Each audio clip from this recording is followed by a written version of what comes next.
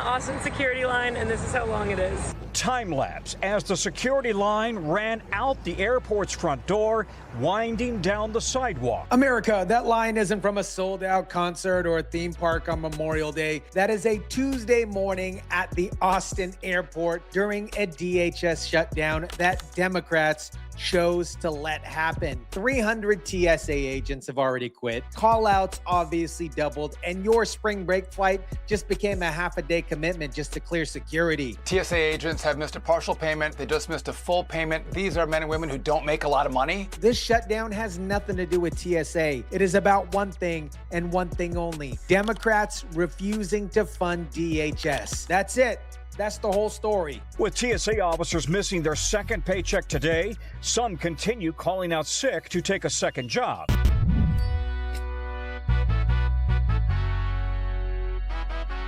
What is up, guys? Tyson, DeLaCruz here. Thank you so much for rocking with me. A Philadelphia terminal shut down because they couldn't staff it. Denver is asking travelers to donate food to TSA, and your Congress member is still cashing a paycheck. Let me break this down. 60,000 TSA workers just missed their second consecutive paycheck. Not a partial payment, not a delayed check, zero. And I need you to understand what that actually means before we get into the politics of what actually happened here. These aren't high earners. TSA agents make anywhere between $40,000 to $60,000 a year, depending on location and seniority. That is obviously real money for real families. And when you miss two paychecks back to back, your mortgage doesn't wait, your electric bill doesn't wait, your car note doesn't wait, your kids' food doesn't wait. 9-year TSA veteran Robert Echevarria quit this month, not willing to repeat the stress from last fall when officers worked without 3 paychecks. And seeing my wife, how she much struggled trying to keep up with how she was going to feed our kids. It was a big toll on her and her emotions. Robert provided 9 years of service. He didn't quit because he didn't care. He quit because he watched his family suffer and promised it wouldn't happen again. Robert gave 9 years to a job, 9 years. And he had to choose between his marriage and his employment because Congress couldn't do its one job, passing a budget. That's literally the only constitutional requirement that matters on a day-to-day basis for these particular people. And here's the part that's absolutely wild. While Robert is driving Uber to feed kids, his Congress member is still getting a direct deposit, a full check, no interruption. Members of Congress salaries, just to put this in perspective, is anywhere from $150,000 to $174,000 a year. And it hasn't stopped. Think about that. During this shutdown, it hasn't stopped. Not a single day, not a single dollar. Tonight, the airlines are calling it a disgrace that Congress cannot reach an agreement or act on viable bipartisan solutions. While in Virginia, a food bank for the TSA. Airlines call Congress a disgrace. The industry that charges you $35 for a carry-on bag has more self-awareness than the people running the government. Food banks at the airport. Think about where we are. JFK, Seattle, Denver, airports. All these airports are asking travelers, people rushing to catch flights, to donate food and get cash cards for their federal employees screening their bags. We are not a developing country here. That's the United States of America in 2026 because Democrats have decided that their immigration policies matter more than these workers' groceries. Now let me explain why DHS has been shut down for 30 days straight. The Department of Homeland Security, it covers TSA, yes, but it also covers ICE and Customs and Border Patrol. Republicans submitted a bill for it all, every division. Democrats obviously said no. Their condition, they will fund TSA and some branches, but not ICE, not Border Patrol, not immigration enforcement. They want them voters to get through. You know what they really want? They want to make sure ICE agents take off their masks. Why?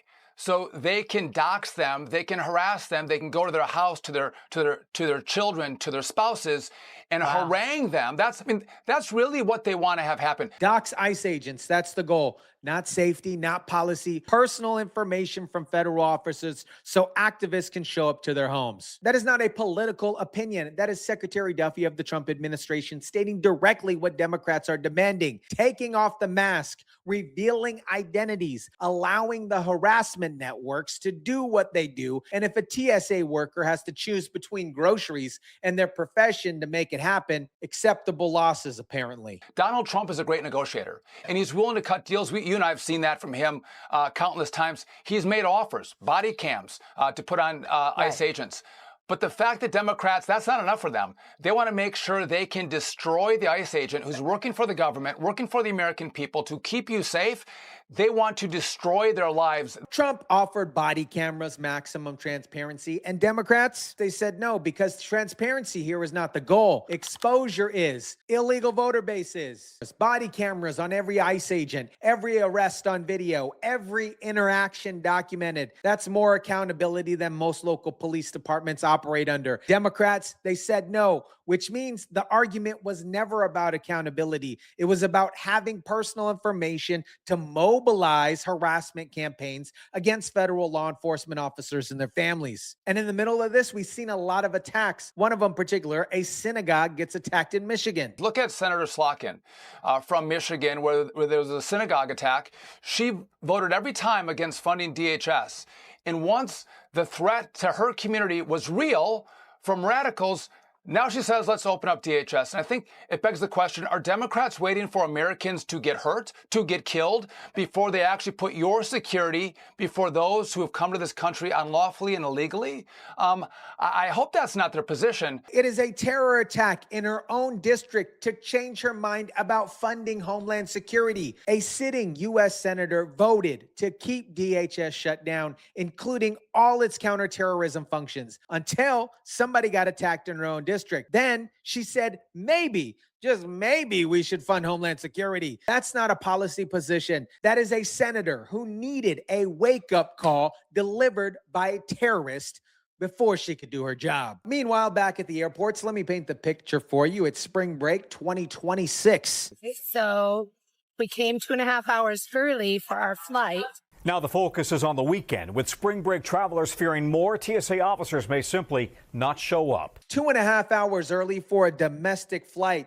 That's the new normal Democrats have created. I'm used to showing up an hour before my domestic flight, and I'm fine. Now we're facing additional 90 minutes because the government couldn't agree on whether to fund immigration enforcement. You're not just paying for your ticket, you're paying for your time, which for a lot of people costs more than the flight. And about that ticket price? Deutsche Bank reports domestic advanced booking tickets have jumped 15 to 57%. 15 to 57% ticket increases on top of arriving 3 hours early for a 2-hour flight. Deutsche Bank ran the numbers, not a conservative think tank, not a Trump surrogate. Deutsche Bank, one of the largest financial institutions in the world, they looked at the data and said airfare jumped as much as 57% on average for booking. Obviously, the situation in Iran is driving up oil prices and jet fuel prices, inflation already embedded in the system, spring break demand, and now you've got half-staffed security checkpoints slowing down every airport in the country while Congress members enjoy their funded paychecks and complain about Trump. I'm going to say something that resonates with some and maybe bothers others, and I don't really care. Either way, it's true. I feel for every TSA agent who's struggling right now. Robert, who I mentioned earlier, gave 9 years and had to walk away because the system failed him. That's real, but here's what I've learned personally, seeing everything collapse around me earlier in life. You can't let government employment be your only income. You can't. Not because these jobs aren't honorable, they are, but because people making the budget decisions in Washington don't think about your mortgages when they're negotiating ICE masks and DHS funding. They never have. And they never will. We want a smooth aviation system, and aviation is split up between Homeland Security and us at the FAA and DOT, and it all has to work together to make your flying experience better. And if you stand in line for multiple hours, you might make a choice not to fly. And a lot of people have to travel for business. They have to this is spring break, so they're traveling for pleasure. And so it does have an impact, but you know what? We're going to get through this. I think Democrats are going to come to their senses. He said we'll get through this, but he didn't say how many more agents are going to quit before this happens. Obviously, Duffy is optimistic, and he might be right. Eventually, obviously, Democrats are going to cave. DHS gets funded, and these workers get the back pay eventually. But currently, they can't eat eventually. You can't pay the light bill with eventually or coming to their senses, which is why every working American, especially those in government jobs, needs to build multiple streams of income. period. Not equal, not replacing your salary, just supplemental enough, just in case, just in case. Here's what's coming that nobody's discussing yet. Are Democrats waiting for Americans to get hurt, to get killed, before they actually put your security before those who have come to this country unlawfully and illegally? I hope that's not their position. He's asking a question and I'll answer it. Based on Senator Slotkin's timeline, yes, that appears to be exactly their position. Active military family members are watching this very carefully because if DHS can go 30 days without funding, the military payroll also isn't immune from that same leverage game that they're playing. Trump's conducting operations right now. Our troops are deployed, and the same political calculation that left TSA agents at food banks could eventually, maybe, point at the military paychecks to force a different kind of deal. That's not speculation. That's the logical endpoint of using funding as hostage and a negotiation tactic. America, here's what the shutdown actually revealed that nobody's framing correctly. Democrats decided that protecting ICE agents' identities from doxing campaigns was less important than using 30,000 TSA workers as political leverage. They made that calculation consciously, and they made it specifically knowing that spring break would hit, that airports would buckle, that 9-year veterans would potentially walk away from careers that they built. And Congress got paid through all of it. The solution here isn't complicated, my friends. Fund the whole department. Negotiate immigration reform after the lights are on. Duffy's absolutely right about one thing. This can be resolved quickly if Democrats choose to resolve it. Senator Slotkin chose to act after a synagogue attack. Her constituents should have never needed that to get her to vote. Every TSA agent standing in a half-staffed checkpoint this spring break 2026 deserves better than being a bargaining chip. And every American paying 50% more for a ticket and arriving 3 hours early deserves a Congress that does its job before collecting its paychecks. They get paid first. You suffer first every single time. Let me know what you think about this. Drop it down in the comment section down below. Smash the like button if you kindly would. Share, subscribe, and as always, guys, I'll catch you on the next one.